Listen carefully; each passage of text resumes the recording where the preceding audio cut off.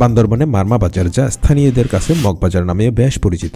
এটি এমন এক বাজার যেখানে খাদ্যদ্রব্যের চাহিদা আপনাকে মুগ্ধ করবেই, ঠিক যেমন থাইল্যান্ডের বাজারের মতো। এখানে রয়েছে নানা রকমের অদ্ভুত, সুস্বাদু ও ঐতিহ্যবাহী খাবার।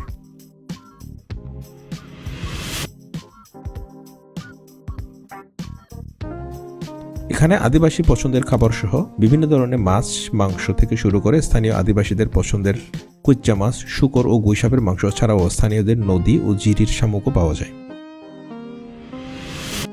বাজারটি মূলত স্থানীয় আদিবাসীদের হাট বাজার হলেও আদিবাসীদের পাশাপাশি বাঙালিদের কাছেও বাজারটি বেশ জনপ্রিয়। বাজারটিতে জুমের সিজনাল হরেক রকমের ফল খুচরা ও পাইকারিতে পাওয়া যায়, যা অন্যান্য বাজারের থেকেও তুলনামূলক কম। এখানে ক্রেতা বিক্রেতাদের আসা যাওয়া শুরু হয়ে যায় সূর্যের আলো আসার সাথে সাথে। সকাল থেকে শহরের পাইকারদেরও দেখা যায়। এখান থেকে পাইকারি মূল্যে পাহাড়ি পণ্য কিনে চট্টগ্রাম সহ দেশের বিভিন্ন জায়গায় সরবরাহ করে তারা। প্রতি সপ্তাহে রবিবার ও বুধবার, অর্থাৎ সপ্তাহে 2 দিন সকাল থেকে শুরু হয় এই বাজার।